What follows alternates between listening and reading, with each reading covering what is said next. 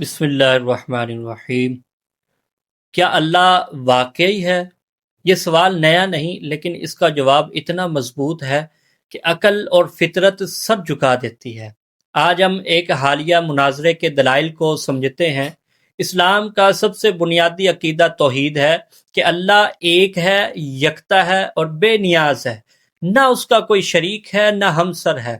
اللہ تعالیٰ خود فرماتا ہے قُلْ هُوَ اللَّهُ أَحَدٌ اللَّهُ الصَّمَدُ لم یلد ولم یولد ولم یکن لہ کفوا احد۔ فرمایا کہ کہہ دو وہ اللہ ایک ہے، اللہ بے نیاز ہے، نہ اس نے کسی کو جنا نہ وہ جنا گیا اور نہ کوئی اس کا ہمسر ہے۔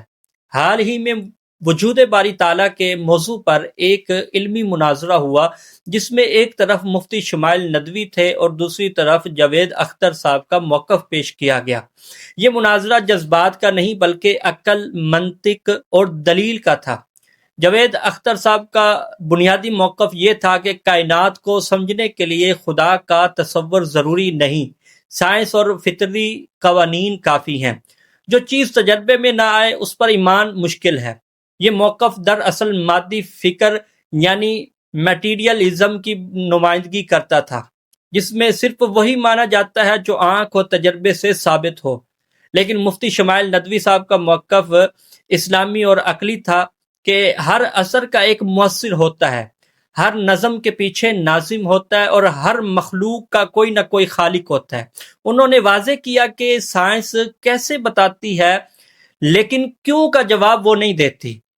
انہوں نے بہت سارے دلائل پیش کیے، ان میں دلیل علت تھی۔ مفتی صاحب نے کہا کہ یہ کائنات خود سے نہیں بن سکتی، کیونکہ جو چیز خود محتاج ہو وہ کسی اور کو وجود نہیں دے سکتی۔ اللہ تعالیٰ سورۃ الطور آیت نمبر 35 میں ارشاد فرماتا ہے ام خلقوا من غیر شیء ام هم الخالقون، کیا وہ بغیر کسی کے پیدا ہو گئے یا وہ خود اپنے خالق ہیں۔ اسی طرح دوسری انہوں نے دلیل دی، دلیل نظم۔ انہوں نے کائنات کے نظم کی طرف توجہ دلائی، سیاروں کا نظام، دل کی دھڑکن، ڈی این اے کی ترتیب، سب اندھی طاقت کا نتیجہ نہیں بلکہ حکمت والے خالق کی نشانی ہے۔ اسی طرح فطرت کی گواہی۔ مفتی صاحب نے کہا کہ انسان مشکل میں خود بخود کسی اوپر والے کو پکارتا ہے اور یہ فطرت ہے، سکھائی ہوئی چیز نہیں ہے۔